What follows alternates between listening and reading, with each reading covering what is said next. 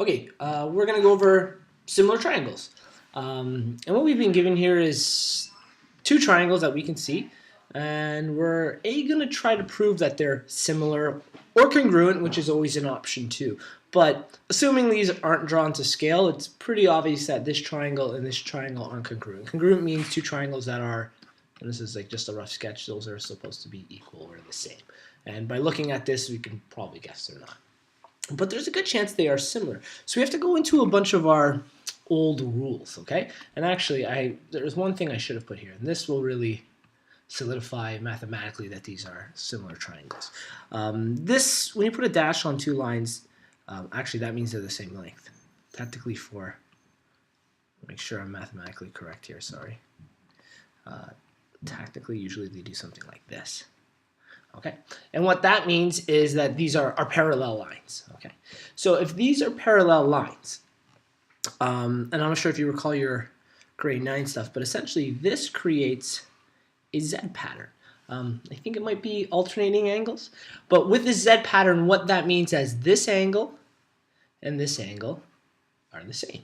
Okay, which helps out a lot, and we already know this is 90 and this is 90. So if these two are the same, these two here, and then the 90s are the same, by default this one and this one are the same. And if all the angles inside of a triangle are the same, then they are similar. They're similar triangles in that case. We could have also kind of proved this by this idea here. These are considered opposite angles. And again, if this 90 and this 90 are the same and these two opposites are the same, by default this and this. So there's many different angle properties we could have used to prove that these are similar triangles. Okay. We've proven that they're similar triangles, and maybe this question is asking us to solve for every part of the triangle now. Well, in our larger version here, we have this side, this is an unknown, and this angle is an unknown for us, okay? So maybe let's piece together everything in this triangle, and then we'll work on getting everything there. How can we solve for this or this, whichever of your choice? Which do you think will be easiest for us to solve for? This side of the triangle or this angle in here? Can you think of any rules or anything we could use? The angle. Yeah, the angle, right? We already know the two of them. So if we know two of them, how can we solve for this unknown? And maybe I'll color it purple here. So a triangle equals 180. Yeah. So add the 90 and the 56.3. Okay, so I'm going to say 180 minus 90 plus 56.3. Okay, that's an odd way of writing it, but that's how we're going to do it. We'll bring up a little calculator here. 180 subtract bracket 90 plus 56.3. Gives us 33.7. Great. So this is 33.7. So that means this angle here is 33.7. Also, because this is a right angle triangle, can you think of a rule we can use to solve this side of the triangle? I don't know what it's called, but the a squared plus b squared? Yeah, it's called Pythagorean's theorem. A squared plus b squared is equal to c squared. And this is the hypotenuse, so this is our c, or our c squared. So we just have to plug in the legs here. Okay, so we're going to plug the legs in. 4 will be our a, and 6 will be our b, and it doesn't matter which leg is which. So we get 4 squared plus 6 squared is equal to c squared. What do those become when we square them? 16 and 36. Great. And when we simplify them, what do we get? 52. Yeah. And then in order to get c by itself, to bring the squared over, it becomes a square root, right? Do you know what the square root of 52 is? 7.21. You're a genius. I couldn't do that. Good. 7.21. Good. So we've got our c here, and it's longer than the other two sides, so that makes sense, right? So there's our hypotenuse. And it's units, centimeters, meters, whatever unit you want to measure this with. So because we know, and actually we're missing a small piece of information here I should have plugged in. Okay, I'm going to make something up for it. We know these angles are the same. And just to get a reference point, what we'll do is I'm going to spin this triangle around. We'll group all this stuff together. Okay, so we're going to spin this around to show that these are now similar triangles. Okay, so this base is related to our 6 base. This height is related to our number 4. And our hypotenuse is related to that hypotenuse, which is sometimes hard to see when it's rotated the other way. So even rotating your paper around That might be helpful. I didn't give us a length, so this could be anything. So I do have to have at least one. Okay, and I'm going to arbitrarily choose a number, but everything will work out in the end, so don't worry too much about that. I'm going to choose the number, I don't know, 3. Okay, so we're going to say this side is a measure of 3. 3 units, centimeters, meters, whatever it is. We have to find the ratio. There will be a ratio between these two triangles. And there'll be a ratio to go from the bigger one to the smaller one, and from the smaller one to the bigger one. And whatever this magic number is, we'll divide to go from big to small, and we'll multiply that number to go from the small to big. Okay, so what we're going to do is I'm going to start with the larger triangle. Okay, and you can denote it anyway. In this case, we had B. I'm going to call this side B1. This will be A1, and this will be C1. Okay, just so we have a relationship between the two.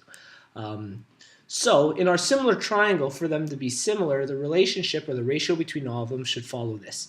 We'll put the bigger one on top. A divided by A1 is equal to B divided by B1, which is equal to C divided by C1. All these will get some number, and the number will be the same between all of them, as long as it's similar, which we've proven it is. So we can fill in a whole bunch of the information. We know the value for A. A is 4. We don't know what A1 is. Okay. We know our value for B is 6. B1 we have. That's the number 3. And our value for C was 7.21. Yeah. But our C1 is unknown again. Okay.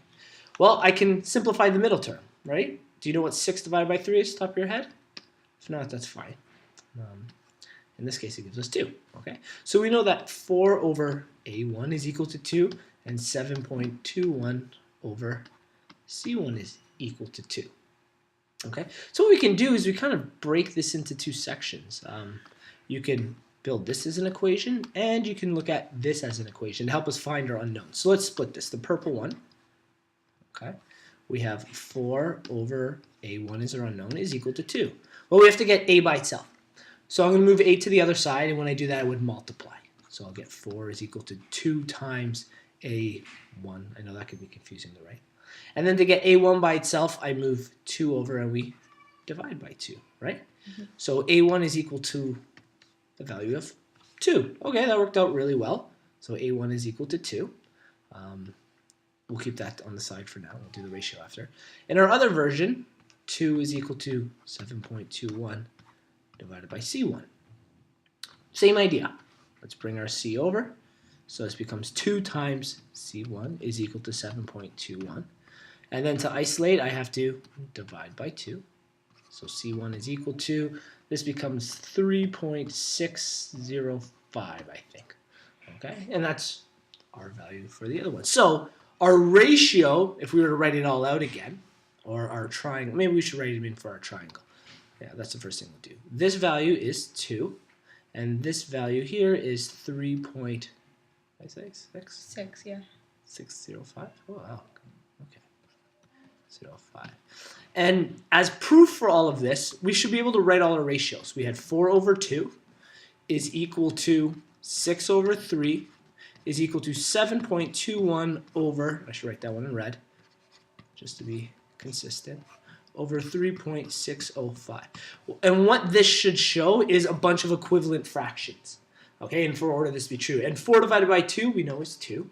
6 divided by 3 is 2. And if we put this in our calculator, we would hopefully find that this is 2. So our magic number 2 is great. We can use it to go from the bigger guy. We would divide each value by 2 to come down. Or we would multiply to go from the smaller one to the bigger one by the value of 2. And that's a whole bunch of the relationships kind of brought together there.